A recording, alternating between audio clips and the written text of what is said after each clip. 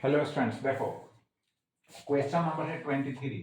इसमें यहां पर एक रड है और यहां पर एक रड है, ठीक।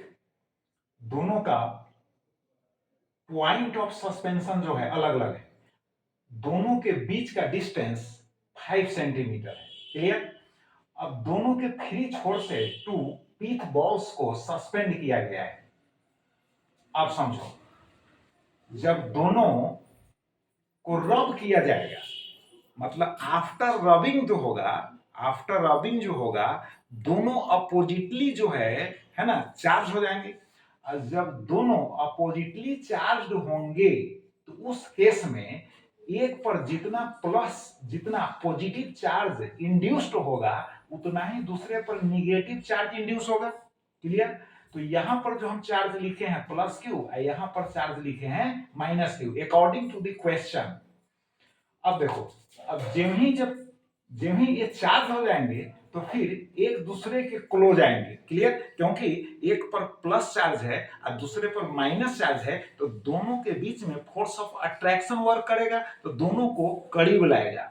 तो जब करीब लाएगा तो कितने सेंटीमीटर पर सिस्टम जो होगा इक्विलिब्रियम में होगा, संतुलन में होगा, तो 3 सेंटीमीटर। अब यहां से इसको ज्वाइन कर दिए, यहां से परपेंडिकुलर डाल दिए 2, तो 3 सेंटीमीटर यहां लिख दिए, मतलब कि यहां 3 सेंटीमीटर हुआ। तो 3 सेंटीमीटर के डिस्टेंस पर इक्विलिब्रियम में सिस्टम होंगे। क्लियर। तो अब क्वेश्चन क्या कहता है? क्वेश्चन कहता है कि इसमें निकालना क्या है, find the mass of each ball. तो ईच बॉल का मास निकालिए। चार्ज का मैग्नीट्यूड जो है दिया हुआ है 2.0 इंटू 10⁻⁻8 कूलम, मैग्नीट्यूड दिया हुआ है। अब जितना मैग्नीट्यूड चार्ज का यहां होगा उतना ही यहां होगा, बट नेचर जो है अपोजिट है। तो इस तरह के क्वेश्चन को सॉल्व करने के लिए हम इसके पहले जो वीडियो बनाए थे क्वेश्चंस का, तो उसमें बतलाए थे कि tan theta is equal to F by M G formula को याद रखना है। जब भी टू बॉल्स को सस्पेंड किया गया हो, एक पॉइंट से हो यानी कॉमन पॉइंट से सस्पेंड किया गया हो या सेपरेट पॉइंट से सस्पेंड किया गया हो, तो फॉर्मूला याद रखना है tan theta is equal to F by M G. इसको भूलना नहीं है यार। tan theta is equal to F by M G, इसको याद रख लो। अब फिर डायग्राम इस तरह का बनाने की जरूरी नहीं होगी, यहाँ हम बना दिए हैं। क्वेश्चन में ही हम यहाँ 50% वर्क कर चुके हैं। देखो, यहाँ टेंशन दे दिए हैं। अब टेंशन दे दिए हैं तो स्प्लिट होगा टेंशन। तो टेंशन जब स्प्लिट होगा तो एक पार्ट इधर होगा टी साइन थीटा और टी कॉस थीटा, ऐसे होगा। तो उसी का सॉल्यूशन जो है यहाँ tan theta is equal to F by M G है। यहाँ भी अलग से बना दिए हैं टी साइन थीटा। अब देखो, अट्रैक्शन होगा तो एफ जो होगा इनवर्ड हो जाएगा, तो टी साइन थीटा एफ के इक्वल होगा, T cos theta M G के इक्वल होगा। क्लियर। अब चलो, यहाँ पर एक राइट ट्रायंगल फॉर्म हो रहा है, ठीक। तो देखो, 3 सेंटीमीटर यहाँ हो गया, 5 सेंटीमीटर में से 3 सेंटीमीटर सब्ट्रैक्ट कर देंगे, घटा देंगे, तो 1 सेंटीमीटर इधर और 1 सेंटीमीटर इधर, यानी 1 सेंटीमीटर इधर हो जाएगा, इधर होगा 1 सेंटीमीटर। तो एक ट्रायंगल को यहाँ कंसीडर किए हैं, क्योंकि tan थीटा का वैल्यू हमको फाइंड आउट करना है। थीटा का वैल्यू तो दिया हुआ नहीं है। तो अब देखो, ये जो लेंथ जो है ना, रॉड का 20 सेंटीमीटर है, ठीक। ये जो हो गया 1 सेंटीमीटर, यहाँ एंगल थीटा है। क्लियर। तो थीटा यहाँ है, तो 1 सेंटीमीटर हो गया परपेंडिकुलर, हाइपोटेन्यूज हो गया, तो बेस हम निकाल लेंगे, ठीक। अब बेस जब निकाल लेंगे तो tan थीटा का वैल्यू जो होगा ट्रायंगल में, राइट एंगल ट्रायंगल में, p बाई बी होगा। तो जब p बाई बी होगा तो वहां से हम p by B find out कर लेंगे। तो देखो, यहाँ बेस इज इक्वल टू, इस ट्रायंगल का बेस है रूट ओवर 20 का स्क्वायर तो 400 हो गया, और 1 का स्क्वायर करोगे तो 1 ही होगा, तो 1 को सब्ट्रैक्ट करेंगे 399 होगा, ठीक है। तो 399 होगा, तो यहाँ पर 399 होगा यार। तो इसका अप्रोक्सीमेटली हम 20 मान कर चल रहे हैं। ऐसे 20 से कम ही होगा, 19 पॉइंट समथिंग होना चाहिए, स्क्वायर रूट फाइंड आउट कीजिएगा। मान लिया है ना 20, तो जब 20 होगा, इसका 20 होगा, तो 1/20 ले लिए इसको, है ना। थोड़ा सा आंसर में डिफरेंस होगा, तो 1/20 ले लिए। अब देखो, अब यहां पर हमको tan theta is equal to F by M G भूलना नहीं है यार। तो m इज इक्वल टू क्या होगा, F by G tan theta हो गया। अब f का वैल्यू, तो f का वैल्यू क्या होगा कि और 1/4πε0 क्यू स्क्वायर अपॉन होगा आर। क्यू स्क्वायर इसलिए कि दोनों का मैग्नीट्यूड तो सेम ही है, तो यहाँ पर के का वैल्यू और 1/4πε0 का वैल्यू 9 × 10⁹ और क्यू का यानी चार्ज का वैल्यू रखे हैं, स्क्वायर कर दिए हैं। और नीचे जो है जी, अब देखो नीचे जो है वैल्यू जो है यहाँ पर रखे हैं, यहाँ पर वैल्यू जो रखे हैं यहाँ पर कितना, यानी जी टेन थीटा है, जी टेन थीटा है। तो पहले आर स्क्वायर का वैल्यू हम पुट कर दिए हैं, तो आर का वैल्यू कितना होगा, तो 3 सेंटीमीटर है, यहाँ देख लो 3 सेंटीमीटर डिस्टेंस है दोनों, है ना, स्फेयर्स के बीच। तो 3 × 10⁻² का स्क्वायर कर दिए, 3 × 10⁻² का स्क्वायर किए। अब कहोगे कि 10⁻² से 3 में क्यों मल्टीप्लाई किए, तो 3 सेंटीमीटर है और उसको मीटर में जब हम बदलेंगे तो 10⁻² से मल्टीप्लाई करेंगे, यानी 3 में हम 100 से डिवाइड करेंगे तब ना मीटर में चेंज होगा। तो उसके लिए हम 10⁻² से गुना कर दिए, स्क्वायर कर दिए। और जी का वैल्यू हम 10 ले लिए हैं, tan थीटा का वैल्यू यहाँ अप्रोक्सीमेटली 1/20 पुट कर देंगे, है ना। अब इसको सोल्व करेंगे, इतना तो सोल्व कर लोगे, तो 8 × 10⁻³ केजी होगा। अब यहाँ पर इसको हटा देंगे तो ग्राम में बदल जाएगा, तो 8 ग्राम होगा, 8 ग्राम होगा, है ना।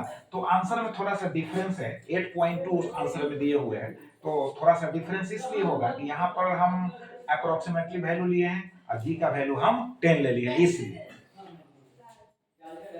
अब देखो नेक्स्ट क्वेश्चन है 24। इसमें क्या कह रहा है कि 2, है ना, बॉल्स को जो है सेम मास का बॉल है, प्रत्येक का जो मास है 20 ग्राम दिया हुआ है, लेंथ जो स्ट्रिंग का है 40 सेंटीमीटर है, एक ही पॉइंट से सस्पेंड किया गया है और दोनों पर आइडेंटिकल चार्ज प्लेस किया गया है। जब आइडेंटिकल चार्ज होगा तो फोर्स ऑफ रिपल्सन काम करेगा। अरे भाई रबिंग किया गया तब ना प्रीवियस क्वेश्चन में जो है अट्रैक्शन हुआ, एक पर प्लस और दूसरे पर माइनस, यहाँ तो आइडेंटिकल चार्ज प्लेस किया गया है, दोनों पर सेम नेचर के चार्ज है, वैल्यू भी सेम है, तो फोर्स ऑफ रिपल्सन वर्क करेगा। तो इसीलिए ये दोनों सेपरेट नजर आ रहा है। तो कितने सेंटीमीटर पर इक्विलिब्रियम में आ जाते हैं, तो 4 सेंटीमीटर पर इक्विलिब्रियम में आ जाते हैं, ठीक। तो इसको डिवाइड करेंगे तो 2 सेंटीमीटर इधर होगा, 2 सेंटीमीटर इधर होगा। फिर उसी तरह से ट्रायंगल में हमको सोल्व करना होगा।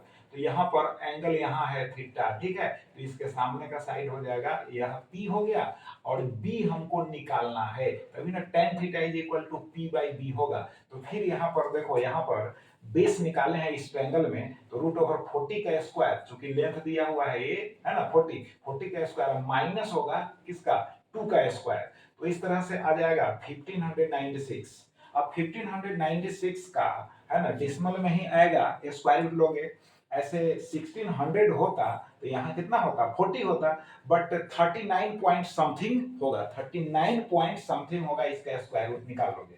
अब देखो हमको कह रहा है क्वेश्चन में कि चार्ज निकालो, क्या निकालो, चार्ज निकालो। अब चार्ज निकालो, मास तो दिया हुआ है बॉल का, तो चार्ज निकालने के लिए क्या करना होगा कि यही फॉर्मूला, तो भाई इस तरह के क्वेश्चन में tan theta is equal to F/mg भूलना नहीं है, tan theta is equal to F/mg। अब देखो यहां से tan theta is equal to F/mg से F को हम स्प्लिट कर देंगे तो K Q square upon R square होगा, mg नीचे रहेगा। अब हम क्या करेंगे, Q square is equal to tan theta से इसमें मल्टीप्लाई करेंगे, K से डिवाइड कर देंगे। अब Q इज इक्वल टू हो जाएगा अंडर रूट, यानी R square mg tan theta upon होगा K। अब R का वैल्यू कितना है, तो R का वैल्यू देखो, R का वैल्यू का मतलब हो गया यहाँ, ये हो गया R, तो R का वैल्यू 4 सेंटीमीटर है, तो 4 सेंटीमीटर है, तो 4 सेंटीमीटर को क्या करना होगा, R is equal to 4 × 10⁻² metre हो गया। अब क्या चाहिए, मास, मास कितना है, m इज इक्वल टू है 20 ग्राम है, 20 ग्राम है, तो 20 ग्राम है, तो 20 इंटू कितना हो जाएगा, 10⁻³ केजी हो जाएगा, 20 × 10⁻³ केजी हो जाएगा। उसके बाद क्या चाहिए, जी का वैल्यू ऐसे 9.8 होता है यार, हम सुविधा के लिए यहाँ पर लिख दे रहे हैं 10 मीटर पर सेकंड स्क्वायर। अब बच गया क्या, tan थीटा, तो tan थीटा का वैल्यू हो जाएगा, यानी इस ट्रायंगल से p/b, तो p कितना होगा 2, अब बाई हो जाएगा b में इतना लिखिएगा। अब इसका, है ना, डेसिमल में आएगा स्क्वायर रूट निकाल कर, ठीक। तो tan थीटा फाइंड आउट हो जाएगा। अब k बच गया तो k इज इक्वल टू होगा 9 इंटू 10 टू द पावर 9। ऐसे यूनिट होता है newton metre square by coulomb square. Clear. tan theta भी ऐसे हम लिख दे रहे हैं, tan theta is equal to p, तो p हो गया यह हो गया यानी 2, अब बाई हो गया अंडर रूट 1596, इसका स्क्वायर रूट 39 पॉइंट समथिंग आएगा, फाइंड आउट कर लीजिएगा। अब इन सभी का वैल्यू जी इसमें पुट कर दीजिएगा तो चार्ज का वैल्यू कूलम में फाइंड आउट हो जाएगा। क्लियर। तो इस तरह के क्वेश्चन के लिए एक ही रिलेशन हमको याद रखना है। क्या याद रखना है? tan theta is equal to F by M G. अब किसी क्वेश्चन में हो सकता है थीटा का वैल्यू दे देगा, थीटा का वैल्यू जहां देगा वहां थीटा का वैल्यू रखेंगे, tan थीटा फाइंड आउट कर लेंगे। नहीं देगा तो उस केस में राइट ट्रायंगल से हमको tan थीटा का वैल्यू फाइंड आउट करना पड़ेगा। तो चलो प्रैक्टिस करो, फिर नेक्स्ट वीडियो मिलेंगे। Thank you.